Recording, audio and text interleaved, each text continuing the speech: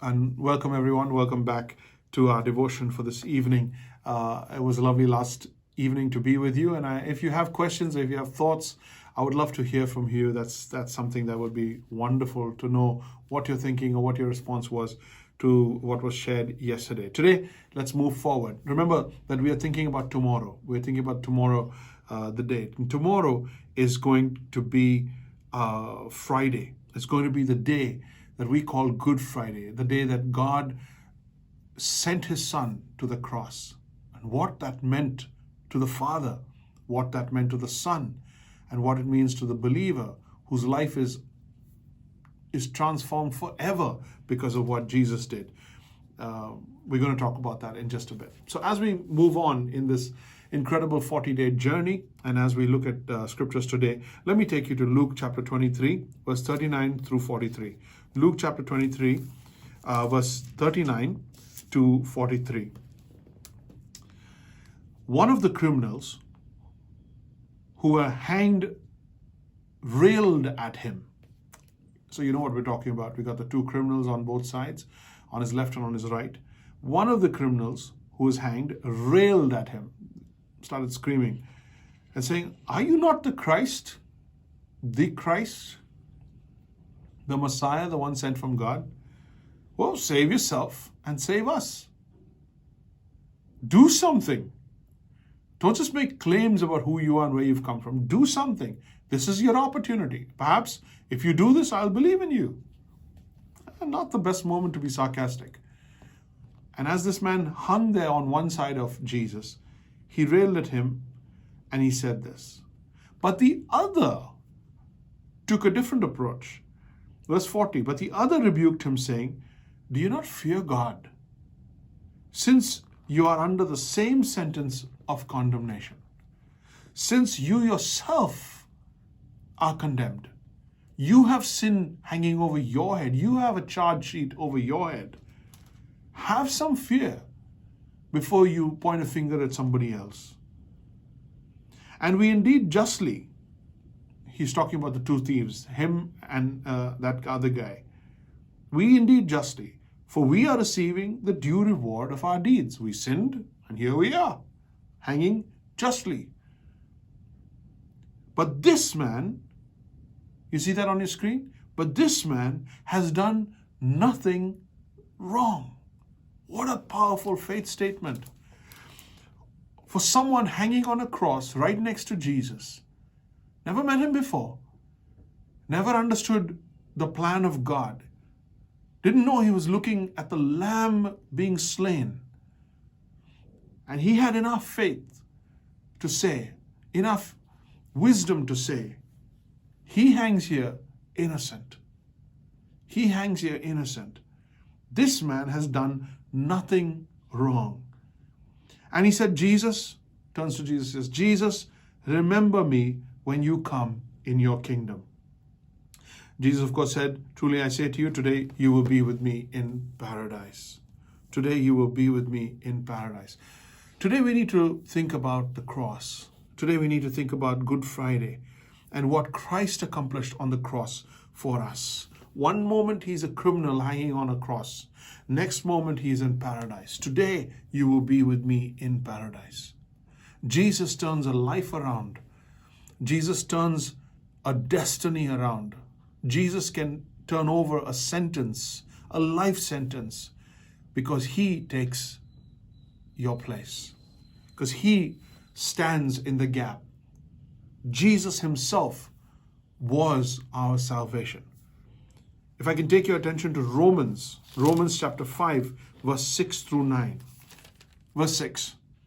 For while we were still weak, at the right time, Christ died for the ungodly. For one will scarcely die for a righteous person, though perhaps for a good person one would even dare to die. But God, he framed his love for us. He showcased his love for us in that while we were still hanging on a cross, while we were still charged, while we were still guilty, while we were still deep in our sin, Christ died for us. Christ died for us. Since therefore we have now been justified by his blood. We have been justified, made righteous by his blood. Much more shall we be saved by him from the wrath of God. That is hell and eternal damnation. What has Christ done for us? What did he accomplish there on the cross that makes Good Friday good, even for a criminal hanging right next to him? And that could have been you, it could have been me. One more verse, Ephesians chapter 1, verse 7. I love this entire chapter. I could dwell right there for a while, but Ephesians chapter 1, verse 7. Just one verse. In him, that is in Jesus, we have, that is current, redemption. In him we have redemption through his blood, the forgiveness of our trespasses according to the righteousness or the riches of his grace. In him, that is in Christ, we have redemption, that is current, we have redemption through his blood. And we have forgiveness of our trespasses according to the riches of his grace, which he lavished upon us. When Jesus went to the cross, he was innocent. The criminal said it himself.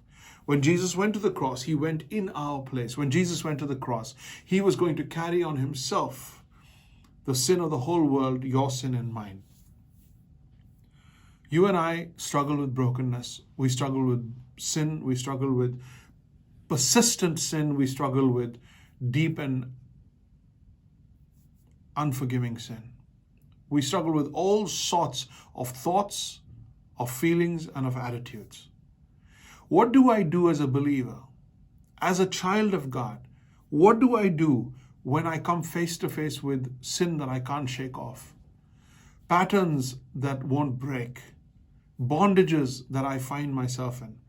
Sin that perpetuates and robs me of the joy of communion with God, of fellowship with God's people. Here's what I do. Here's the commitment I make on a Good Friday. I will trust God with my brokenness. If Jesus can go to the cross, having done nothing of his own, no sin of his own, completely innocent, if he can go to the cross and he can become sin for us, he can take all of my sin, then I can trust him with my brokenness. You see what I'm saying? If God can send Jesus to the cross and God can trust that Jesus is a worthy sacrifice, that he is a lamb worthy to take on the sin of the world, if he is the lamb worthy to read out the names in the scroll, then I can trust him with my brokenness. I'm not going to live day to day carrying the burden of the guilt of my sin. I can't. But Jesus can not only carry my guilt, he can carry my sin itself. So I can trust God with my sin. I can go to the cross daily. Good Friday happened once.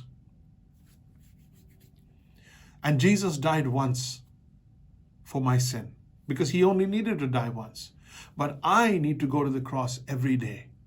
I need to go to the cross every year. And every Good Friday, I am reminded that I will trust God with my brokenness, with my perpetual sin, with my with the sin that trips me up constantly, with the struggles in my heart to be pure. I can trust God with my brokenness. Yesterday we learned to trust God when we feel defeated, when Christ seems far, when we feel like we're betrayed or we're dealing with abandonment. Today, we're trusting God with the actual sins of our life, the things we do wrong, the things we're stuck in, and the things we have found that bind us.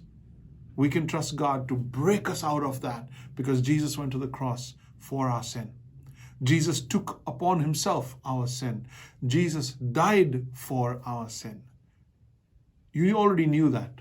But what are we thinking about this evening? We're thinking about the fact that if God can put my sin on Jesus, then I can leave my sin on Jesus.